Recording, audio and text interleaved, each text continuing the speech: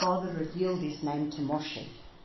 And then from there, he was going to give him his authority and power to be able to go forth and to teach the people his ways. And so there is a lot to cover. And I like to preach.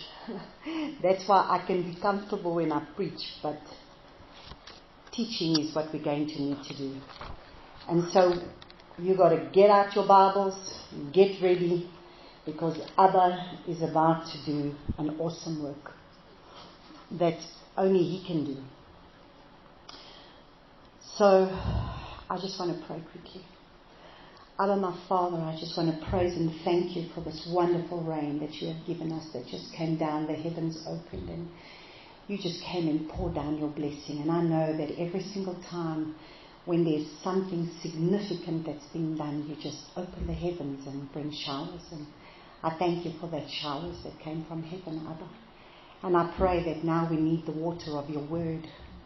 We've had the water of the rain, but now we need the water of your word to water our thirsting spirits within us, to truly be able to be like those that come and sit at your feet and drink from the living water that you have to give.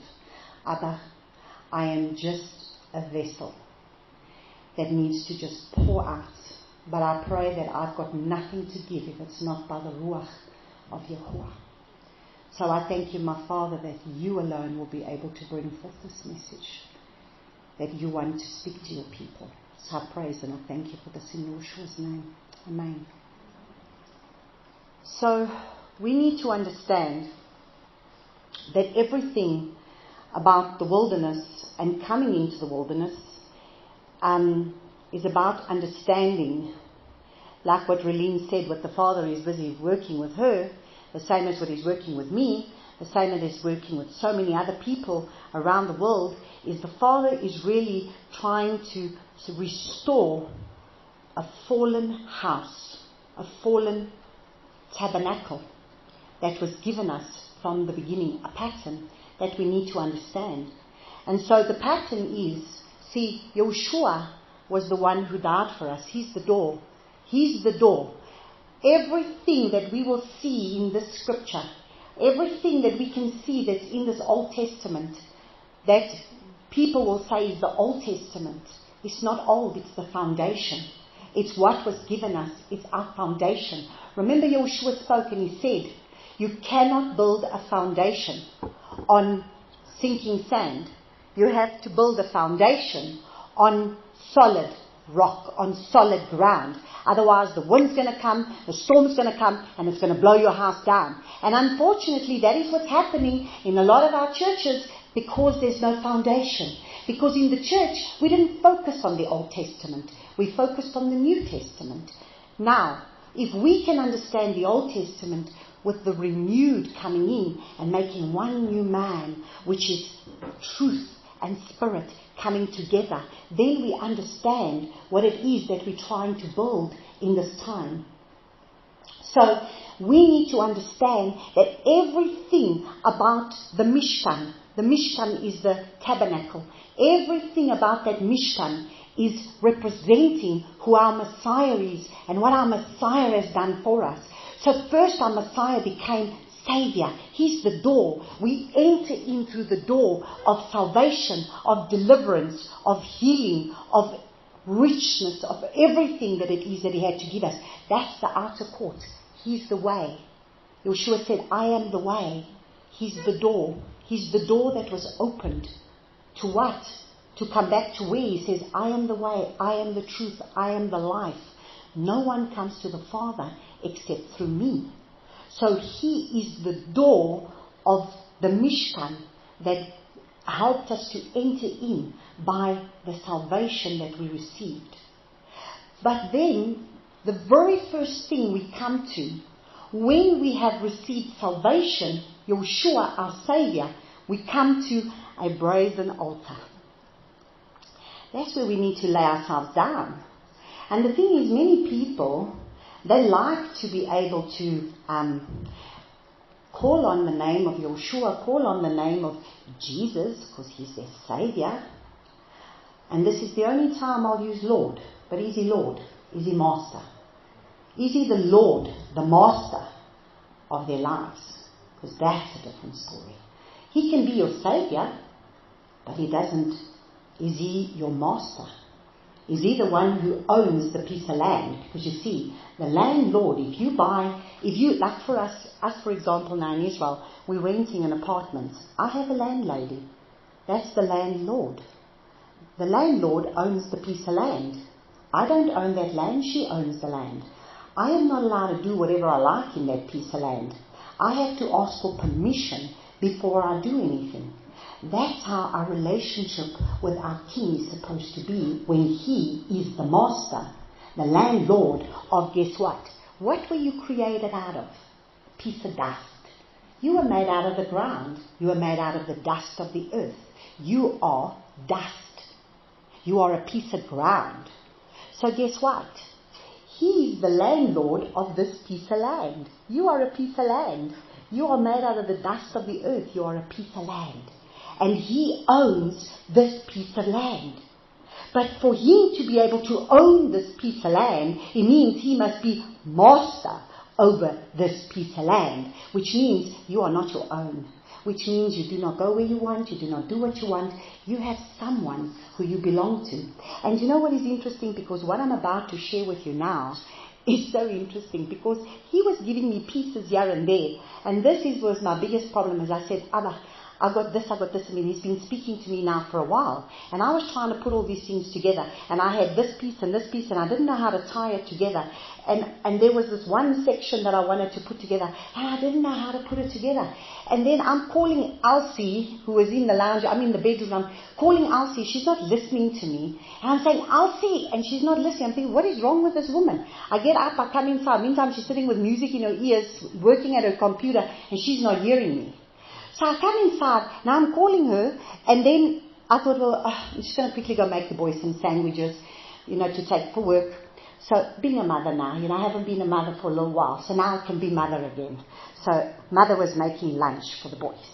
So anyway, here I was in the kitchen, and I just hear the Father say to me, how about asking me? I thought, I should have started there. No, I'm asking Elsie now that she can give me some insight, because there's wisdom sitting there. So I wanted some wisdom on how to put this together. And I heard Him say very clearly, how about asking me? I said, sorry, Abba, I should have come to you first. He said, I know all things. And if you just ask me, I will show you what to do. And let me tell you something. What He put together was more than I could have ever even imagined. Because guess what He did? He brought the Old Testament and the New Testament together and brought a message. So we are going to look at starting with understanding the 3 tests. Did you know that Yahushua went through 3 tests in the wilderness? So we are going to start by first going in the Old Testament, and we're going to look at Deuteronomy chapter 8. Because now we need to see what happened. Israelites had come out of the desert. They came out of Mitzrayim, came out of Egypt, and now they passed through the Red Sea. They went through what we would understand as like their mikvah, and now they come into the wilderness. So guess what? You get mikvah. I've got news for you. You're coming into the wilderness, and you are going to be a little bit more tested to come into the fullness of what He's got for you to be able to go through. You don't just arrive, like people will say to me sometimes, and I say, you know what, that's anointing. I say, sorry, anointing. No, it's called die to flesh. And the more you die, the more He lives. Because the more you lie down your life, the more He raises up within you. But that is a lot of tests that we have to endure. A lot of trial. And it comes with a lot of pain. And we are going to see that our Messiah was tested just like the Israelites. If the Israelites didn't overcome, our Messiah overcame, so that we do not need to be like the Israelites in the desert, but that we can walk in what the New Testament has given us, in the power and the authority that Yahushua rose up in. And that's what we're going to look at. So we're going to start with Deuteronomy chapter 8.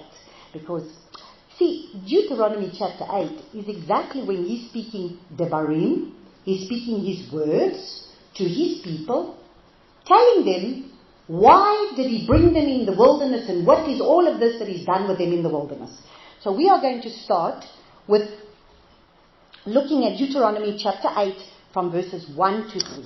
So it says, God, to do every command which I command you today, that you might live, that you shall increase, that you go in and shall possess the land of which Yahuwah swore to your fathers. And you shall remember that Yahuwah your Elohim led you all the way these 40 years in the wilderness. Now you see, by this time, Deuteronomy is when they've now 40 years. You know, they were being led through this desert, and a trip that was supposed to have taken them 11 days. Why did they spend 40 years? Why are some of us still in our wilderness and we have not come into a promised land? Because of our disobedience. You see, Abba is so faithful. He didn't just choose any place. He chose, Frankie, can you just put this up a little bit, please? He chose a place called Shammah for this weekend. Why did he choose a place called Shammah? What is Shammah anyway? It means hear and obey. So today he's going to bring you into a very place where you need to hear and obey. So today his word's going to go forth, you're going to hear it, and he's going to want to have us obey. Because we need to understand, it's us that keeps us in the wilderness. And you know why we stay in this wilderness? Because we don't obey. We keep rebelling against that very area that the Father's trying to work in us. Because we've been given mindsets from our church mindsets and from the world's mindsets that we've been given. And we're not willing to lay down those mindsets. And we need to lay it down for the Father to be able to do His work. So He says, look carefully. And you shall remember that Yahuwah your Elohim led you all the way these 40 years in the wilderness to humble you, prove you, to know what is in your heart, whether you guard His commands or not. So you see, when you go into this wilderness place, you're going to see, you know when you squeeze a toothpaste comes out of it. When you squeeze something, whatever's in it is going to come out of it. Believe you me, this December there was anything but Abba coming out of me. Because I was crying my crocodile tears, and I was in my little lonely place, and I was just in my little place because I wanted to be with my family. I didn't want to be alone. I didn't want to be in this place. And the Father says, look at what is within you. I'm going to squeeze everything that is within you out. You asked me for this quiet time. How many times have you prayed and said, Father, I want to go up on the high place and I just want to be with you. I don't want to be with anybody. I just want to be with you. I want you. I just only want you. And now you pray all these nice words. You see, you worship me with your mouth, but your heart is far from me. Because only when you get put in the test do you really know what is within you. So you see, He has to bring you into that wilderness to reveal your own wicked heart to you. Because many times we do not know what's there. It's hidden. You see, we think we are so religious and we're doing all our religious things and we pray for 3 hours and we do all these things for Him. Until that little test comes knocking your way. And when it does, that little person treats you whatever, and this little one says something about you, and that one does this, and now you put in a difficult circumstance, the boss does this, and this one does that, and that one says that. And what comes out of that heart? The wickedness that's there. Because He will reveal it. And then you know how many times I would turn around and say, oh, these Israelites, Abba, why did these Israelites just not obey? Like I'm so righteous, do you understand? Like I would never do it. You're right. Put me half a minute in that desert and I squealed just like they did. I was no different to them. And this is what we need to understand. Father has to bring you to these places to reveal what is within you. Because that's the only way He can clean us up, to become a holy, set-apart vessel unto Him. So verse 3 says, He humbled you and let you suffer hunger, and fed you with manna, which you did not know, nor did your fathers know, to make you know that man does not live by bread alone, but by every word that comes from the mouth of Yahuwah. So imagine, they've been in this Mitzrayim, and they've had, even though they were slaves, they enjoyed the food that they ate. They had they were craving for their lips, and they were craving for all this, the meat, and they were craving for all the nice food that they had when they were in Mitzrayim. Now, they come into the wilderness, and they don't even have water. They got nothing. They're totally and utterly reliant on the Father. And that is what the wilderness is about. The wilderness is about bringing you into a place of where you become totally and utterly reliant on the Father. So now, let's go. You're going to be between these two books. So you're going to be between Deuteronomy 8 and Matthew chapter 4. So let's go to Matthew chapter 4. So make sure you put a little bookmark or something there, because we are going to look at these 3 tests. So the very first one that the Father is talking about right now is He's talking about being self-sufficient, relying on yourself, relying on needing Him for the manna that you're going to eat, needing Him for all it is that He's going to need to supply. So now we're going to look at Matthew chapter 4, and we are going to see Yahushua from verse 1.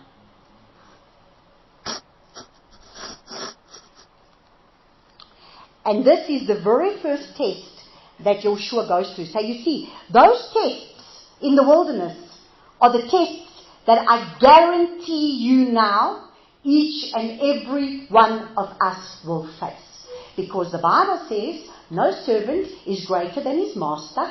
If his master went through it, which is Yahushua HaMashiach, if he went through it, so will you. But think of it this way, how powerful. If He's already gone before you, and if He's already overcome the test, guess what? He's already given us the authority and the power to overcome that test too. So that we don't have to be like the Israelites in the desert. So let's read from Matthew chapter 4 verse 1. Then Yahushua, now remember, he'd just been mikvahed. He was just mikvahed by John the Baptist. The heavens just opened. The Father just said, this is my Son, whom I have called. The heavens just opened. He's just had the dove descend upon him. And the presence of the Father has come upon him. And where does he go straight after that, people? Into the wilderness.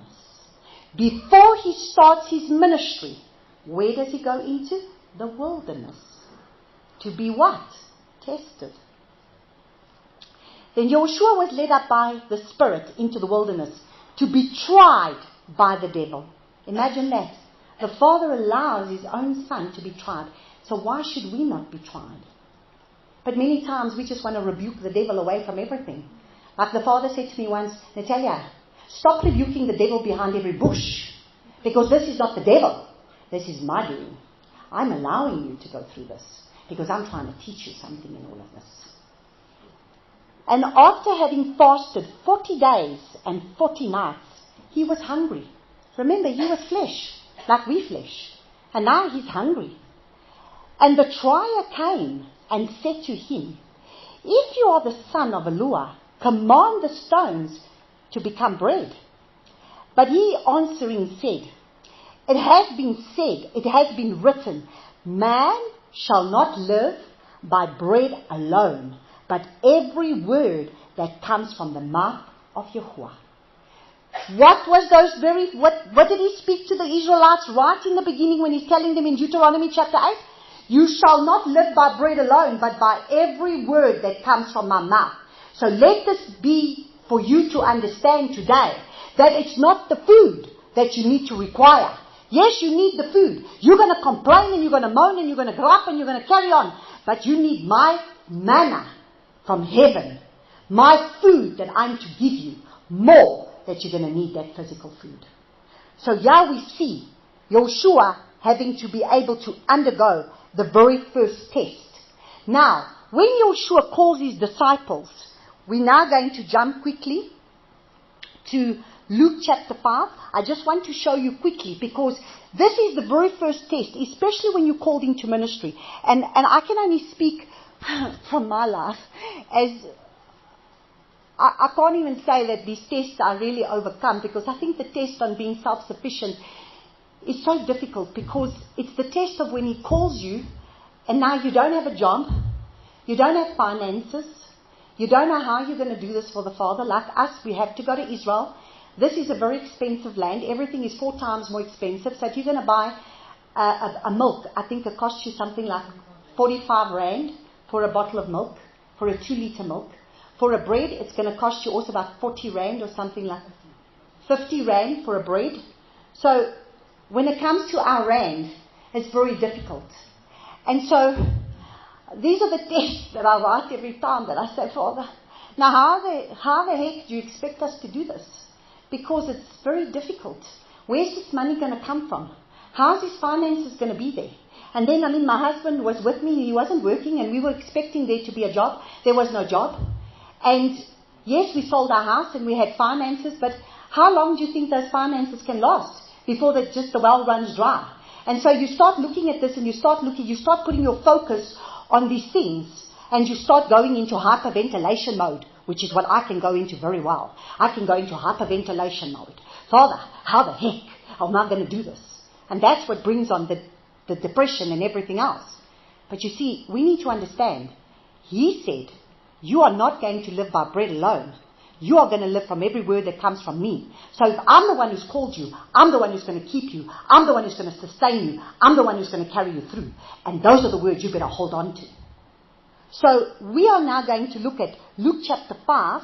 So let's just quickly go to Luke chapter 5, because I want to show you how even the disciples, when Yahushua called the disciples, it was the very first test that they were going to undergo. So I just give you a little bit of the background of the story. He's gone out with his disciples. They've been ministering all day. They started going out, and now he's called the disciples, and now Peter has been toiling all night. He's been working, because remember, he's going around walking with Yahushua in the day, but there's food still needs to be put on the table, isn't it? Who's going to provide for the food that needs to be put on the table? He's a fisherman. He knows that he better go and catch fish, because if he doesn't catch fish, how is he going to provide for his family? So now we look and see, let's read from verse 3. And entering into one of the boats, which belonged to Shimon, he asked him to pull away a little from the land. And he sat down and was teaching the crowds from the boat. And when he ceased speaking, he said to Shimon, pull out into the deep. Let down your nets for a catch. So you see, when the Father is wanting to take us into that place, he says, come out into the deep of the sea, past the rush of the waves. Come out into that deep place where deep calls out unto deep, where he wants to speak deep into your spirit, because he wants to speak his inner voice in you to reveal to you the deeper things that is within you. And he knew what was going on with Peter. Remember, he's the Messiah. He knew what Peter was up to. So now, he says, Shimon, being human, of course, says to him, Master, we have toiled all night and caught none. So that's like us. But Father, I've done this how many times and nothing's happened. This is Peter. Listen, he knows the Sea of Galilee. He knows it. He worked there from a little boy. He's been brought up on those seashores. He's gone all night. He's been trying to fish and caught nothing. But listen to what he says, which is very precious here. But at your word, I shall let down the net. At your word. So you see, the Father brings you into the deep to be able to speak His word into your very spirit man, so that when the time comes, you got something to draw from within you to know that at His word, He will do what He says He will do. So now look. And when they did so, they caught a great number of fish, and their net was breaking. And they motioned to their partners in the other boat to come and help them. And they came and filled both boats so that they were sinking. Can you imagine? He's gone all night fishing and caught not one fish. Yahushua tells him to come out into the deep. Knows what's been going on, knows what's in his heart, knows what's going on in his mind, and tells him, come out into the deep. Let me take you deeper with me. And how much fish does he catch? 2 boats full of fish. Hello, if he's gone and toiled in his own strength, he might have caught maybe a little bucket full of fish, or, a little handful of fish to sell that day to just make a little bit of money. Now, you know what I always say? Oh my goodness, they started a fish factory almost, with 2 boats full of fish that they went and sold. Can you imagine? That's what happens when you turn to Him to hear His voice in what He wants you to do. So, and when Shimon Kepha saw it, he fell at his knees of Yeshua, saying, depart from me, for I am a man, a sinner, O Master. He recognized his sin. He recognized that what was within him, and I'll show you now what his sin was. And so he says to his Messiah, depart from me. I am a sinful man. I'm a sinner. For astonished had seized him and all those with him at the catch of the fish which they took. So too were Yaakov and Yochanan, the sons of Zebedee, who were partners with Shimon. Then Yahushua said to Simon, now he's going to confront his sin. Listen carefully. Do not fear. From now on, you shall catch men. So what was Shimon's fear? How am I going to provide? How am I going to provide? How am I going to be able to pay for my house? If I'm going to be running around with Yahushua and being his disciple, how am I going to provide? And he was lying there at night, fearing and saying, how am I going to provide for this? And Yahushua knew what was going on in Simon Peter's heart. And what does he do? He brings him out into the deep, reveals to him his sin by being able to show him, I am the Master. I am the creator of the universe. Is anything too hard for me? I will provide for you, because from now on you will no longer catch fish, but you are going to be a fisher of men. And now I have made enough money for you to sell all these fish that you can follow me, and do not worry about following me and how you're going to provide. Do you see how powerful? So it's the very first test, the test of being self-sufficient. Yahushua had the power. My goodness, here, he just went and collected how much fish? Do you want to tell me he couldn't have turned the rocks into bread? He could have. But he said, man does not live by bread alone, but by every word that comes from the mouth of the Father. So the very first test that we undergo in the wilderness, when the Father starts to lead you and call you, how am I going to provide for myself, Abba? How are you going to do this? But if He's the one who gave you the word, you hold on to the hem of His garment, you hold on to the tzitzit of His garment, and you say, I hold on to you, because you will see me through. Like I'm holding on to the hem of His garment right now, and I'm saying, Abba, I don't know how this is going to go down. I don't like the fact that my husband separated from me so that he has to work, that he's providing. But the Father's got a plan in all of this, and He's going to make a way. And I have to continue to hold on to the word that He's given me. So now we're going to look at the second test. So the second test, we're now going to look at Deuteronomy chapter 8, verses 5 to 6. So we continue. from verse 4, it says, your garments did not wear out on you, nor did your foot swell these 40 years. Thus you shall know in your heart that as a man disciples his son, so Yahuwah disciplines, as a man disciplines his son, so Yahuwah disciplines you. Therefore, you shall guard the commands of Yahuwah your Elohim to walk in his ways and to fear him. Important there, fear him. So, the fear, we're going to get into that more in this teachings that we're going to do, because the fear of Yahuwah is truly the beginning of wisdom. The fear is that reverential awe and obedience, that I obey him because I do fear him. My children understood very well when they were little. If you got out of hand, I warned you, and then you got a hiding. Straight, that's the way it works. With the Father, you think it's any different? No. He warns you, and if you still carry on disobeying, he will discipline you. So, there should be a fear. And it's exactly what Relene spoke when she said, the biggest problem in the church today, we've made him our pal. He's my friend, and I have this friendship, and there's no reverence. There's no putting him in his rightful place. My goodness. Some people, I listen to them and I cringe and I say, do you understand this is the creator of the universe and you want to demand and command and think that he comes and bows to you? Who the heck are you? You are a speck of dust. He just flicks you like this. He flicks you and you're gone. But we think we have learned these ways in the church that we treat him like he's one of our pals. You know, we can just carry on with him as we like. Where's the reverence? You wouldn't dare do that to your father.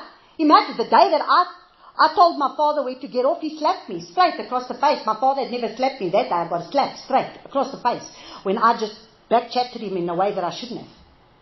So, where do we get off? Treating Abba Yahuwah the way we want. So now, so it says to fear him. This was until verse 6. Okay, so that we walk in his ways and fear him. So let's now go back to Matthew. Oh, did I put a marker in there? No, I didn't. Matthew chapter 5. Matthew chapter 4. And let's continue reading Yahushua's test now. And the devil took him up into the set-apart city, set him on an edge of the set-apart place, and said to him, if you are the son of Elohim, throw yourself down, for it has been written, he shall command his messengers concerning you. In their hands they shall bear you up, so that you do not dash your foot against a stone. Yahushua said to him, it has also been written, you shall not try your Elohim. So this is the second test of what Yahushua has to write, which is the test of the spectacular. And you see a lot of that in the church today.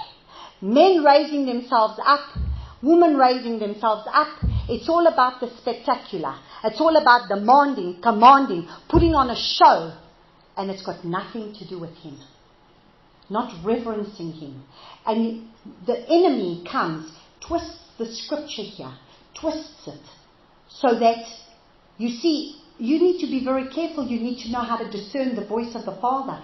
That is why it's so important that my sheep will hear my voice, so that the voice of a stranger we shall not follow. Because why? Do you see here, he was quoting him the scripture. So many times the devil will quote scripture. But my sheep hear my voice. We can discern between the voice of the enemy and the voice of the Father. Because there's many voices that can speak. So, we see the second test here is the test of where we need to learn to fear him, to reverence him. And that's what he told the Israelites in the wilderness. You are to fear Yahuwah. You are to obey His commands. You are not to you are not to try Him. You are not to sit and you need to put Him in His rightful place. You need to reverence Him. You need to uphold Him. You need to understand who He is. And not just, do your own thing.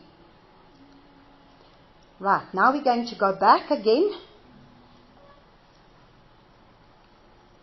to Deuteronomy chapter 8. Sorry, I know we're backwards and forwards. But as you can see, this is what He gave. How's this? I couldn't have put this together, not even if I tried. I'm trying to still put the two tests together, and He comes and puts it all together in one go. How's that? So this blew my mind, because you know what? Only He could do something like this. No one else can.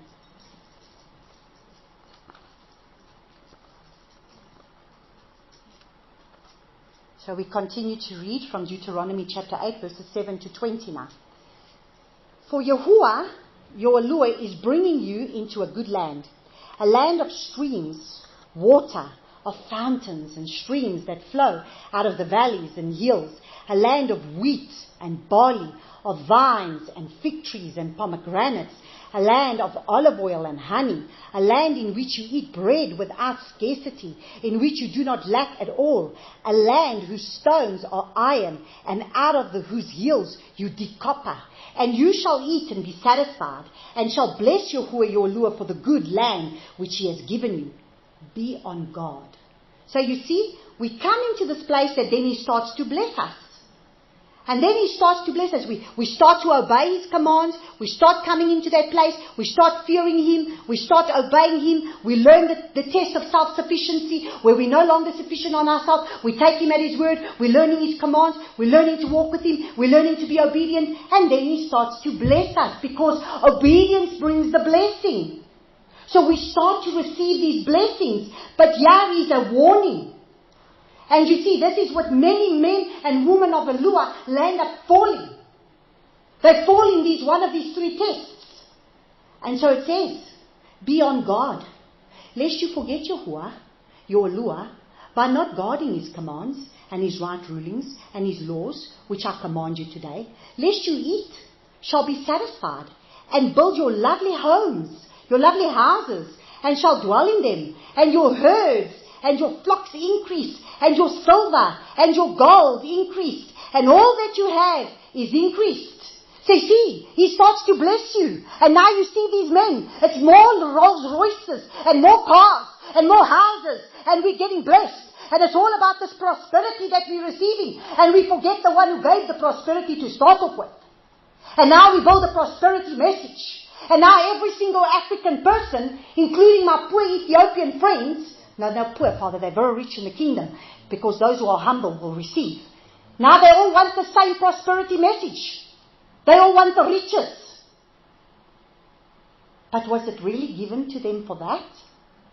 So He says, that your hearts then become lifted up, become arrogant, and you forget Yahuwah your Elohim, who brought you out of the land of Mitzrayim, from the house of bondage, who led you through the great and awesome wilderness, fiery serpents and scorpions and thirst, where there was no water, who brought water for you out of the flinty rock, who fed you in the wilderness with manna, which your fathers did not know, in order to humble you and to try you to do good in the end. You then shall say in your heart, my power and the strength of my hand have made me this wealth. So you see, the third test that we're going to look at is the test of power. Because that is what most people want, the power. And that's all you want to hear people saying from the pulpits and the churches. Oh, we want the power and the prosperity. But you shall remember Yahuwah your Elohim, for it is He who gives you the power to get wealth, in order to establish His covenant, which He swore to His fathers, as it is today. And it shall be, if you by any means forget Yahuwah your Elohim, and follow after other mighty ones, and serve them, and bow yourself to them, I have warned you this day that you shall certainly perish. Like the nations which Yahuwah is destroying before you, so you too perish, because you did not obey the voice of Yahuwah your Lord. So there's your third test. He's breaking them down here for us. There's your third test. He starts to bless you. You start to obey commands. Finances start to come in. You start to be prosperous. You start to be blessed. Then you want more houses. You want more cars. You want more things. All for yourself. Was it for yourself? Or is it about the kingdom? What is it about? We need to check our hearts, because you know what ends up happening. Those very things become the idols in our life. So we don't have little idols anymore. But boy, we got a lot of other idols. Plenty idols. We start to have the time to now, when you've got the wealth and when you've got the money, you start to get the things, and then you start to serve the things as opposed to serve Yahuwah. And so we've got to be very careful. So now let's go and see Yahushua facing this very test. Wait, before we go, I've written a note of here. Verse 14. Okay, verse 14, our hearts become lifted up. That word, lifted up, is the word in the concordance H7311, which is the word in Hebrew called rum. Rum, R-U-M. Rum. It's the oo. It's the vav that's a oo sound.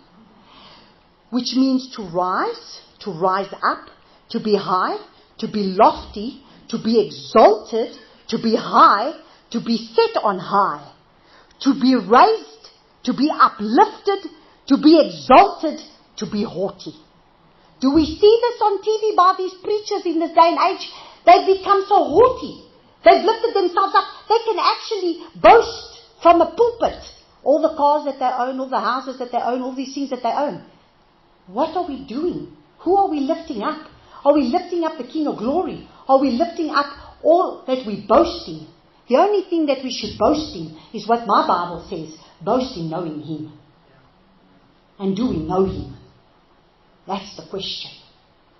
So, and then verse 17 says, and you shall say in your heart, my power. So my power and the very strength of my hands have been for my wealth. So that power is what we're looking at. That's the third test. So let's go look at Yahushua and what happens with Yahushua in Matthew chapter 5. Put this thing. Losing it.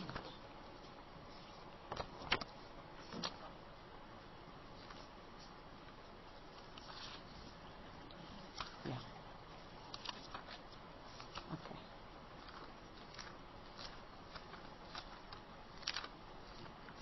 I tell you to put your finger there, then I don't do it. You see what I'm saying? Hello. Here we go. Matthew chapter 4. Right. From 8 to 10. So we see. And again the devil took him on a very high mountain. Okay? And showed him all the reigns of the world and their esteem. All the reigns of the earth and their glory. And said to him, all these I shall give to you if you fall down and worship me. So how many people are worshipping Satan? Because he's given them all the things of the world. How many? Then Yahushua said to him, go, Satan, for it has been written, you shall worship Yahuwah your Lua, and him alone you shall serve. The devil left him, and see, messengers came and attended to him. So there he was giving Yahushua all the riches. Now I'm going to explain something to you, because you know sometimes what was being offered Yahushua here was a shortcut. He was saying to him, you don't really need to go through all of this. You know, I can just give it to you all right now. You don't need to go through you don't have to go to the stake. You don't have to suffer. You don't have to go through anything. You know that I actually sat last week, Wednesday, when I went and preached at that Ethiopian church. I actually sat, and before I preached, there was another service, because there was a Congolese service, because this church has two churches running there. One for the Congolese people and one for the Ethiopian people. And I went inside and listened to this man preaching. Oh my goodness. If there was ever a time that I wanted to raise up like Elijah and rebuke a prophet of Baal, that was the day. It took everything in me just to be quiet and not rebuke this man. When this man turned around and said this, he said, if anybody tells you that you need to suffer, they're talking lies. Because Jesus paid everything on the cross to serve us. Imagine the blasphemy. I sat there, I said, Father, I will rebuke this man now. Now I will stand up in this church and tell him, you speak in lies. I've never been so close. But there's going to come a day I will do it. Because we can't stand for lies anymore. I can't stand for... There's innocent sheep being led astray by this man saying, if anybody has to tell you ever that you have to suffer, we no longer need to suffer. We don't need to suffer anything. Because Jesus suffered everything for us on the cross, and now He's here to serve us.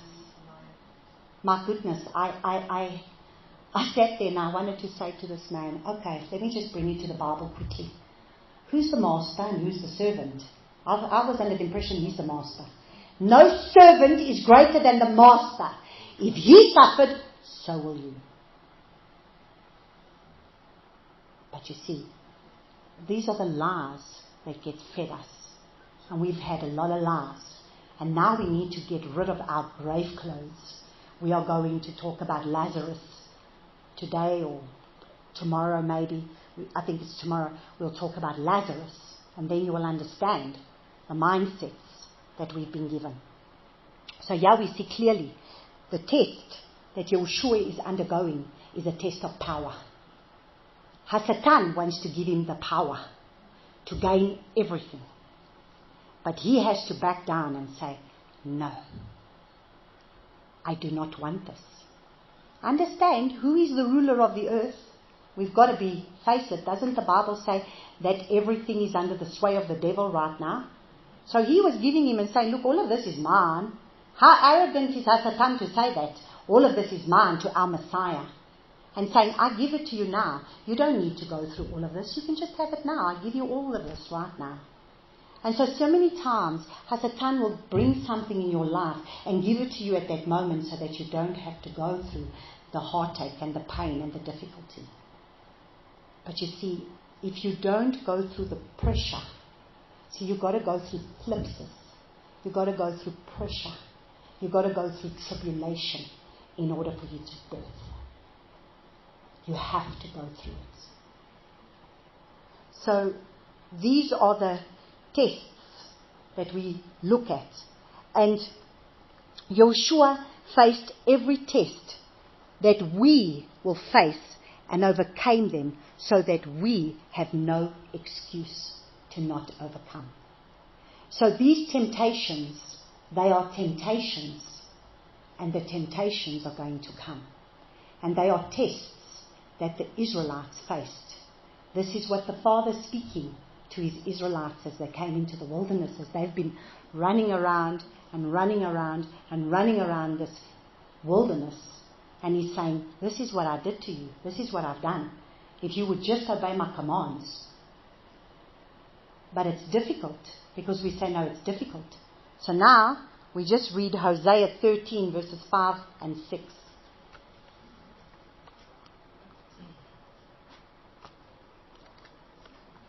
To show you what he says at the end of the story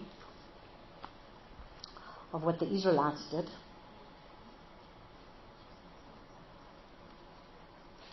I can't find nothing. Daniel. Hosea.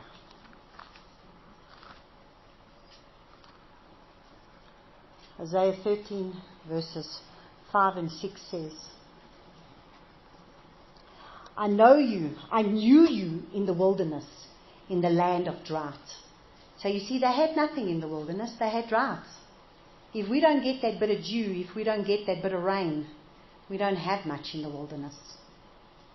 When they were fed, they were satisfied. They were satisfied and their heart was exalted. Therefore, they forgot me. So what is the most important thing that we need to understand? Our wilderness experience is a place of where we really have to humble ourselves and really stay focused on our Father. And it brings us to our knees. And you know, our wilderness experiences are the experiences of where we are the closest to the Father is in the wilderness. But now I want to remind you, did David fall when he was the young shepherd boy? David fell when he became king.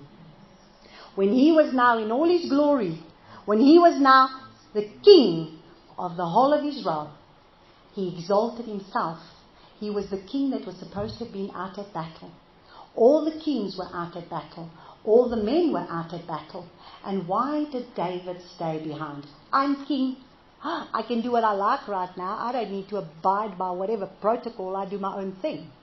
So the woman didn't know that the king was there. And the woman was bathing naked. And he looked upon Bathsheba bathing naked. If he was where he was supposed to have been, he would not have fallen into the temptation that he fell into, if he would have been obedient to have been where he was supposed to be. And King David didn't fall when he was the shepherd boy, writing all the psalms for the Father, playing his harp and being a humble shepherd boy. King David fell when he had already been risen up. So there's the danger of the third test of the power, because when that power finally comes, we need to be able to go even lower and become even more humble. And that is my greatest cry of my heart, that I cry, that I say, Father, keep me humble. Keep me humble. Never let me think that I'm somebody that I'm not, because I am nothing.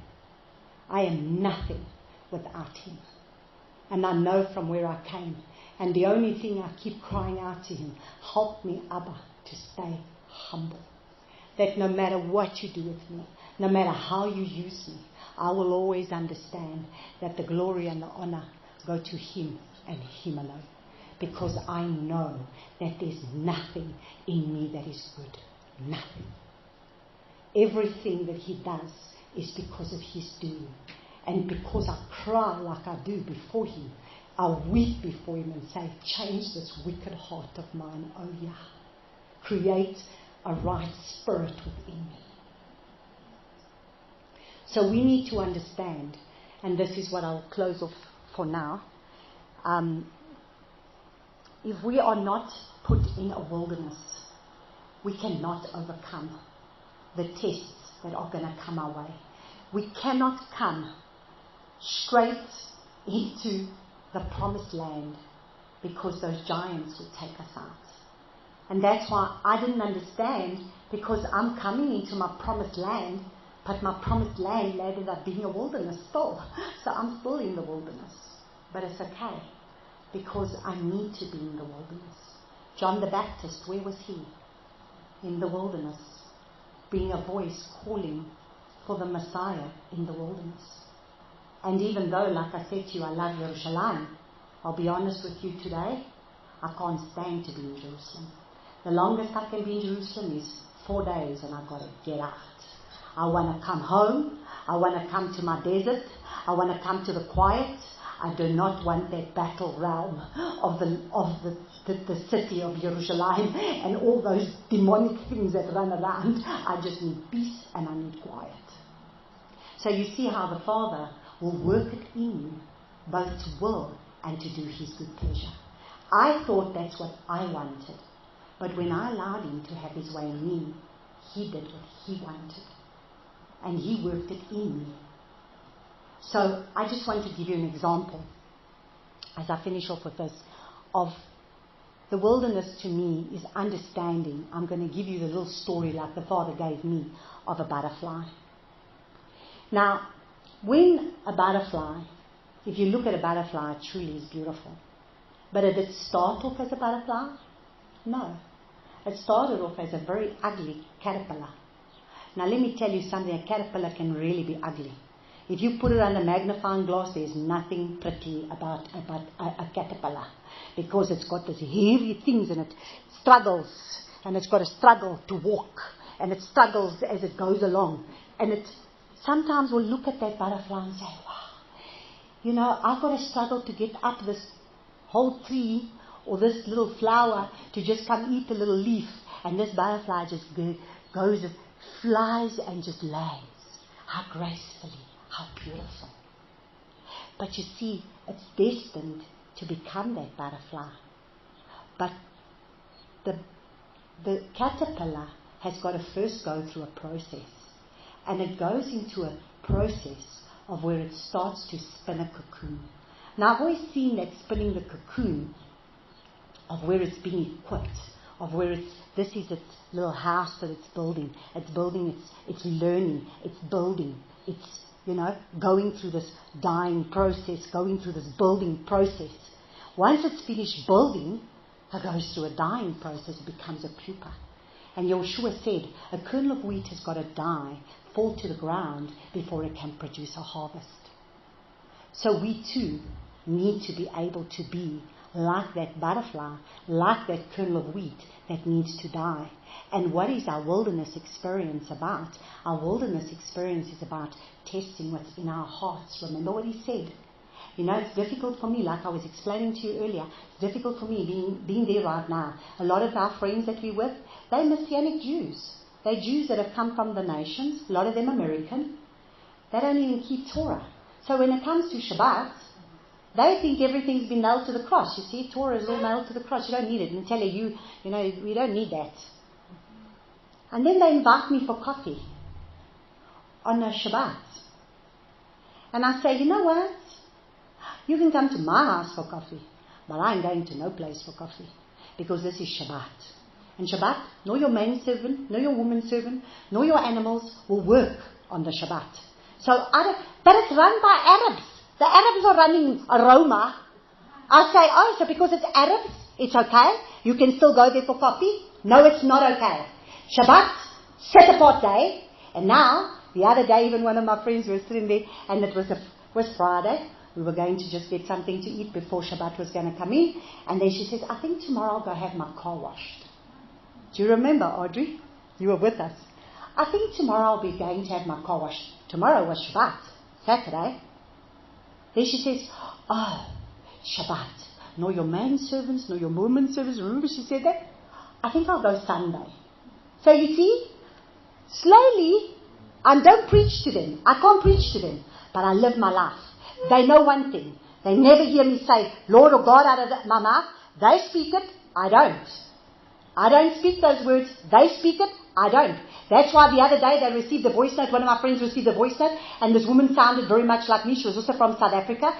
And my friend said, someone said to her, isn't this your friend Natalia? She said, no, she's not. Because my friend Natalia would never use the word Lord or God.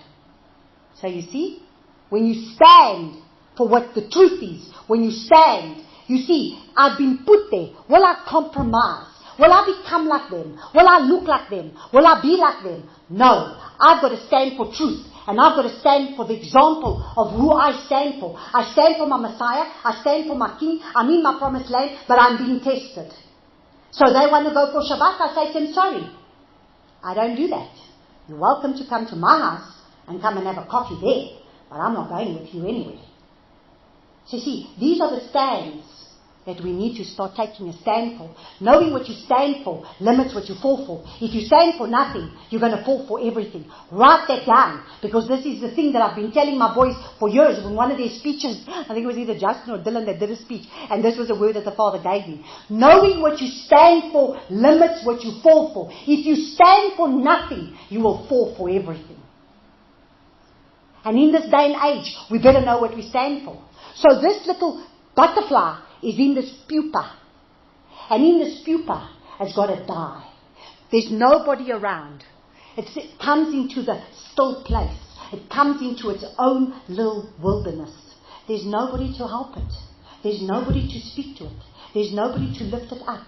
It goes through its own little dying process by itself in a little cocoon. And I remember when my boys had silkworms. If any of your children did have silkworms, my boys had silkworms. So the first time the little silkworm spins the cocoon and the moth starts to come out of the cocoon, Justin saw the thing struggling. So what did he do? He decided he's going to go cut the cocoon with the scissors to help the poor little butterfly, the little moth out. And the next minute the moth died. And where was the lesson in that? You see, no one can help you birth. No one can help you birth out of your wilderness process. No one can help you birth out of the cocoon that you are going to be in this set apart place. The wilderness is your set apart place. It's where He brings you aside. And sometimes people need to be there to encourage you, but sometimes there's nobody. You are at it alone. And the Father's speaking to you, and the Father's encouraging you, and the Father's strengthening you. Because people, we are getting ready for a battle. We are being ready for a battle. We are going into war. He needs not a wounded body. He needs a body of soldiers that are going into battle. That's what He needs. And this little butterfly is dying on its own. And then it's got to go through the process of birthing. And as it births, out comes the most beautiful, gracious, most beautiful butterfly. I love to see butterflies, because to me, a butterfly is something that the Father has reminded me that He says, you didn't start off as a butterfly, you were a caterpillar. But a butterfly in the Father's creation to me represents a birthing of something that was in the old, of something that came out of Mitzrayim, of something that looked like the world, acted like the world, behaved like the world, but became so gracious and so beautiful that reflects the glory of the King. And that is what I need you to understand, is that I'm going to say this to you. Okay, I'll finish it with this. You see, like I said to you, Father is raising up a warrior bride. You are a bride, you can wear little flimsy little clothes, but you're going to put on gumboots, believe you me, because you're going into the battlefield. You are in an army. And one of the things that the Father showed me is that an army, you are set apart. You're no longer in civilians. You are no longer civilians. The day that He calls you, the day that He says to you, you were enlisted for the army. When my husband was enlisted to the army, my goodness, he had long hair. When I met him, he had nice curls and long hair. When I looked at him again, the hair was gone. The moustache was gone. I never knew him without a moustache. Moustaches, when I looked upon him the first time, I thought, my goodness, what has happened to this man? He lost, I don't know how much weight, and there was no hair, and the moustache was gone. He looked like a different person. Because you see, when you go into battle, you are no longer a civilian. When you come into the Father's army, you are going to have to get rid of your civilian clothes. You're going to have to get rid of your civilian ways. You are no longer a civilian. You are coming into an army, which means you are going to look different, which means you're going to sound different, which means you're going to find different rules. Because when you come into that army, you no longer eat the same food that the civilians eat. You're not going to have the same food. My goodness, when you're going to go out into the bush, which is where we are right now. Okay, yeah, we got nice food. You just got your backpack. And you might have a little tin of baked beans, and that's all you got. Supplies. That's all you got. Because the more you're going to carry, my husband can tell you, the more you put on the back, the more you're going to carry. So you've got to travel light, because you've got a lot of kilometers to walk. So the Father is going to teach us to become more lean, to become more, to want less, want more Him. So if you are going to be called into an army, you are going to have to get rid of your civilian ways. You're going to have a mindset to understand that you are in a battle. You are called to go to war. And let me tell you something. You only have one commander. The brigadier, right at the top, the commander, who gives the instruction. And then you've got your colonel or whatever. There's different ranks. And so the Father has different... He's got a fivefold ministry. And that's the thing that's lacking in the body of Messiah, is the fivefold ministry. That is what's... Oh, Father, if there's something that He needs to do right now, is raise up a fivefold ministry. There's an apostle, there's a prophet, there's an evangelist, there's a teacher, there's a pastor. But most places are being run by the pastor, and then where's the prophet? Or where's the apostle? Or where's the evangelist? No, because now, if he's a teacher, he just wants to teach. But when the prophetic comes, I think Relene just touched on it, something that really grieved me, where she said, and they didn't want to listen to the voice of the prophets. And this is the problem. Nobody wants to listen to the voice of the prophets. You know why? Because the prophets are not recognized. Why are the prophets not recognized? Because of the balagan, the confusion and the mess that they have done they violated the call of the prophets. There's no call more violated than the call of the prophets. Why? Because the prophets are just giving words that tickle people's ears. It's no different to the way it was in the time of Jeremiah, where all the prophets are just speaking good things. And then they lie. And nobody wants to even listen to a prophet anymore, because there's no real prophets running around. Because it's all this falseness that's out there. But let me tell you something. When each one of those calls come into place, an apostle will be a true apostle, a prophet will be a true prophet, an evangelist will be a true evangelist, a teacher will be a true teacher, and an apostle will be a true pastor that will shepherd his people. But let me tell you something. If they don't all work together as a fivefold ministry, we are lacking. And what are they to do? To equip the saints for the work of the ministry, that they may come into unity as one body, where we will not be divided, but where we will come in line, and each one has its place. But the problem is that this is not in place.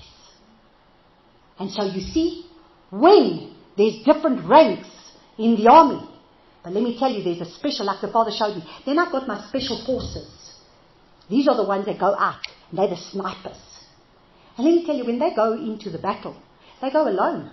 Nobody goes with them. The sniper goes in alone, and all they got is that little earphone. And they've got to listen. And they've got to hear instruction. There's only one voice speaking. And if they don't hear that voice, they can be taken out like that. And they rely on everything that they have been taught. So why are you in the wilderness? To be equipped, to be taught. You're coming into the army. You are now in boot camp. Boot camp, people. We are in boot camp. We are being prepared. We are being stripped of everything that we think we know. And there's going to be new commands. A new commander. Yahushua HaMashiach. He's going to be the commander. And he's going to set the stage. And he's going to give us the commands. And when he says, go, we need to understand, we need to have heard, we need to obey, and we need to go. And that is why he's going to raise up a new man. One that's going to worship him in spirit and in truth. Amen? Thank you, Abba.